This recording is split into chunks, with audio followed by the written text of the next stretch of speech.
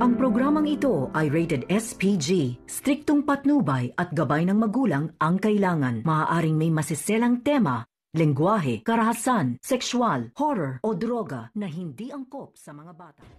Naabutan nga ni Zoe itong si Annalyn doon sa kanilang bahay at suot-suot pa ang mga gamit niya. Dito na nga siya nagalit at buti na lang andyan si Dr. RJ Tanyag para kampihan itong si Annalyn.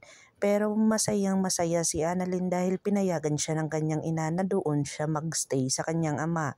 Pero nginid sa kalaman ni Annalyn na peligro pala ang kanyang buhay dahil sa kay Zoe na hindi talaga matatanggap ni Zoe na magiging kapatid siya.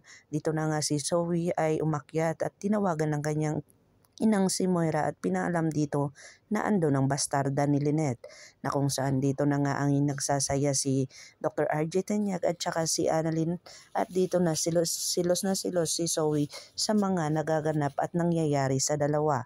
Dito na nga ay napag-isip ni Zoe na aalis na lang dahil sa ayaw niya na talagang makita at nasasaktan siyang nakikita ang dalawa. Dito na nga ay nagtangkang umalis na si Zoe at pinigilan siya ni Annalyn. At nung pinigilan siya ni Annalyn ay sumakay talaga si Zoe sa kanyang sasakyan na kung saan dito na nga niya binangga saglit itong si Annalyn.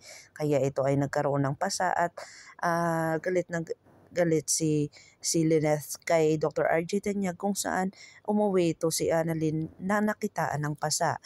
Dito na nga sinabihan ni Lynette itong si Dr. RJ Tanyag bakit pinabayaan niya si Annalyn na kung saan wala naman itong hindi naman ito mapapahama kung hindi niya ito pinabayaan.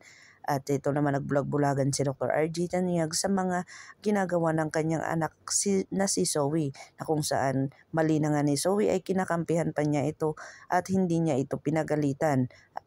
At dito na nga ay nakiusap si Zoe na puntahan nila si Moira. At dito na naman ay natupad na naman ang wish ni Zoe na puntahan nila ang kanyang ina na si Moira para ito ay magbati na sila magpamilya. Dahil ipinamukha ni Zoe na dahil kay Annalyn, ito talaga ang dahilan kung bakit nagkagulo ang kanilang pamilya. Dito na na-realize ni Annalyn na umuwi na lang kaya nalaman ni Lynette na may pasa siya at binangga siya dito ni Zoe. Kaya dito na nanggagalaite si Lynette sa kay Dr. RJ Tanyag na kung saan hindi napapayag si Lynette na mawalay si Annalyn sa kanya.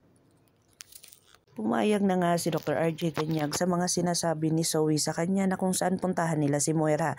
Dito na nga nanghingi ng tawad si Moira sa kanya pero hindi na ito bumalik kasi sabi ni Dr. RJ wag na siyang umakting.